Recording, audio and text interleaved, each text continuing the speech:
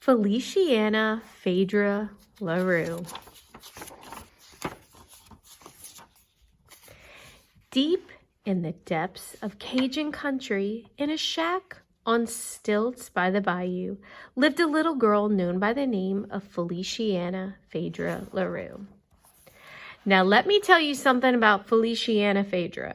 She was the tail end of the LeRoux crew, just like Grandpa Baby was before he grew up to be the oldest LeRoux. Maybe that's why they were tied together special.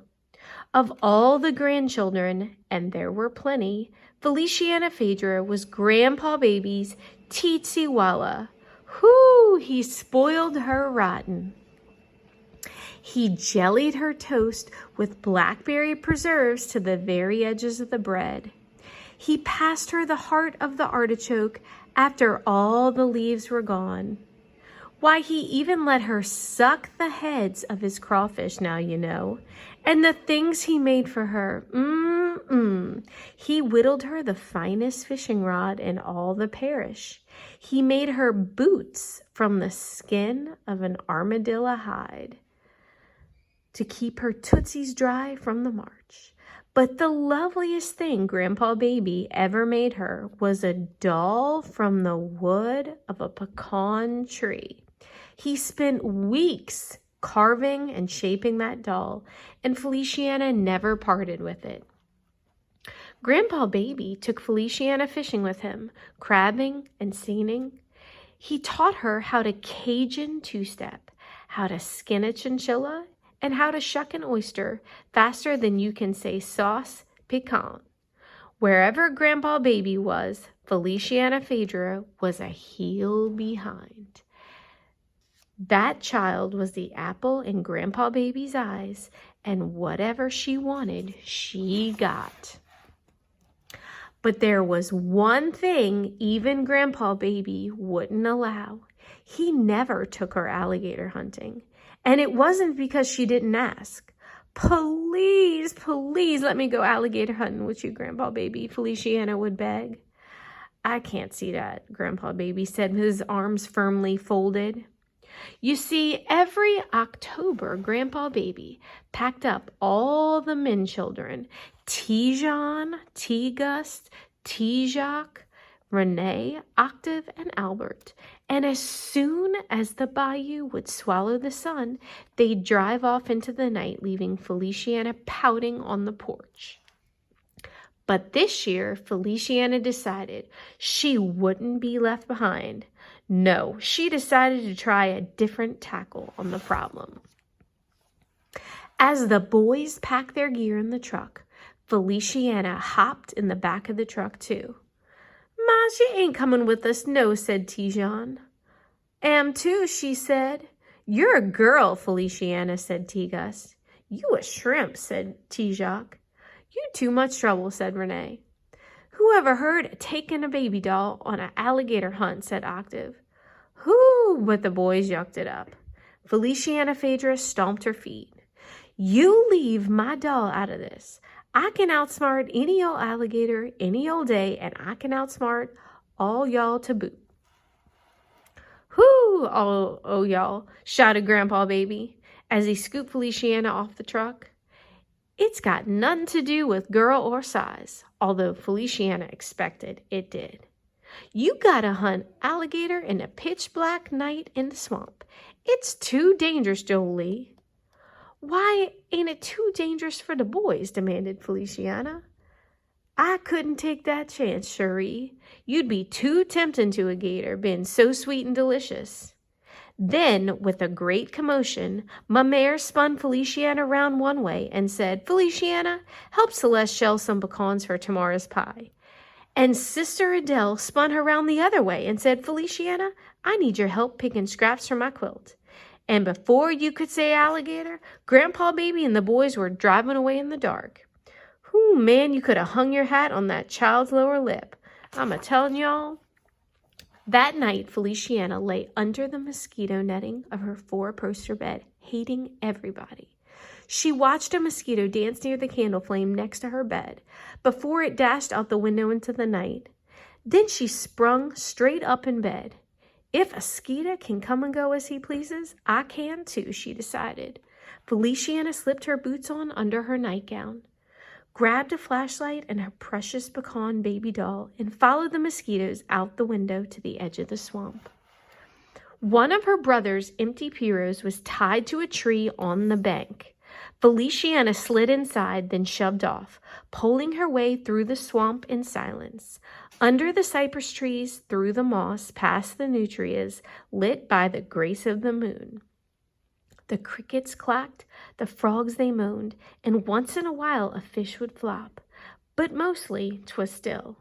Feliciana sat perched alert as an owl, looking for some trace of Grandpa Baby and the boys, when a high-pitched screech split the still in two.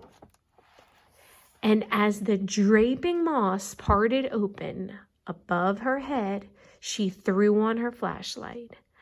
Eye level with an alligator were two red eyes, frozen fixed in the light.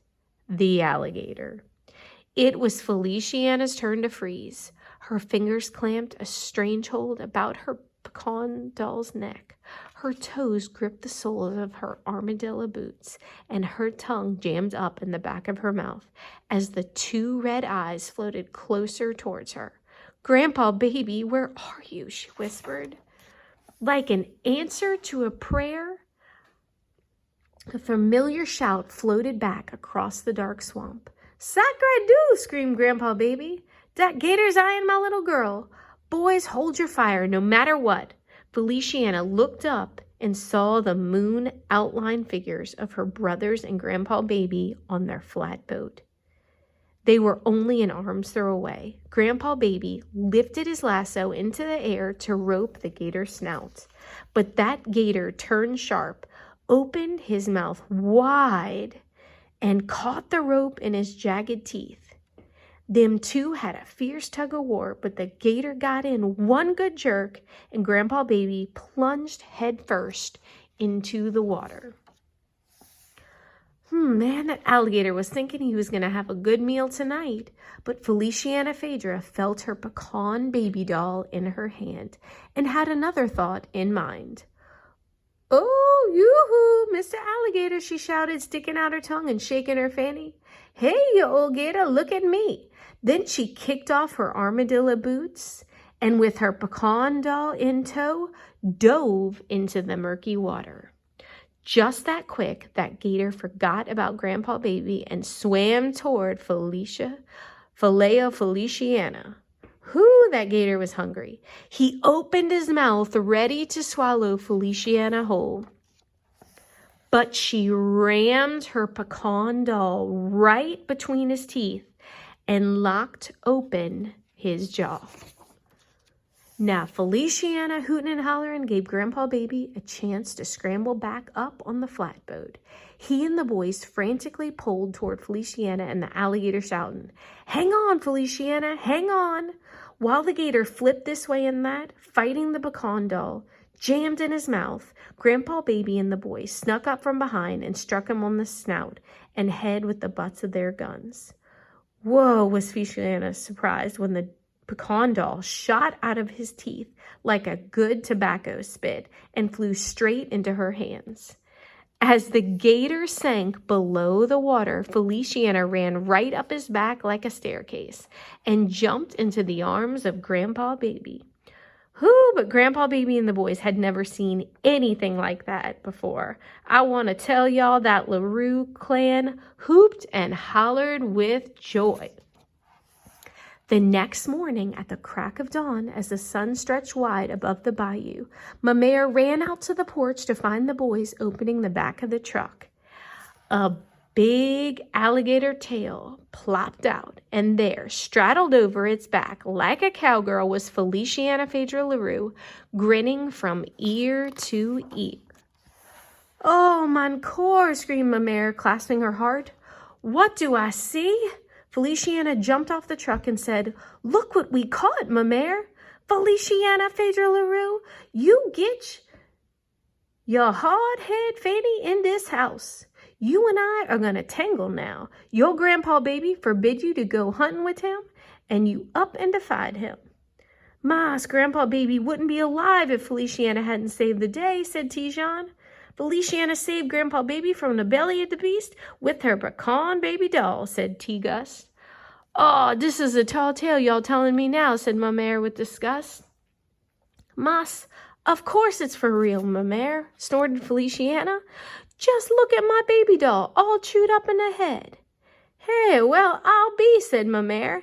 How about I make my girl a new baby doll, offered Grandpa Baby. Not for me, no, Feliciana exclaimed. I'm keeping this one so I can always remember the night I went alligator hunting. But I think you should make your own doll to hunt with next time, Grandpa Baby. Why, ain't you coming with us?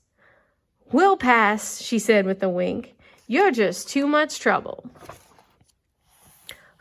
That LeRoux crew was so tickled about the big beast Feliciana helped to catch that they invited their neighbors to share their good fortune. Grandpa Baby picked up his fiddle, and with their bellies full of alligator tail and their hearts rich with each other, those Cajuns passed a good time. Y'all pass a good time tonight too, you hear?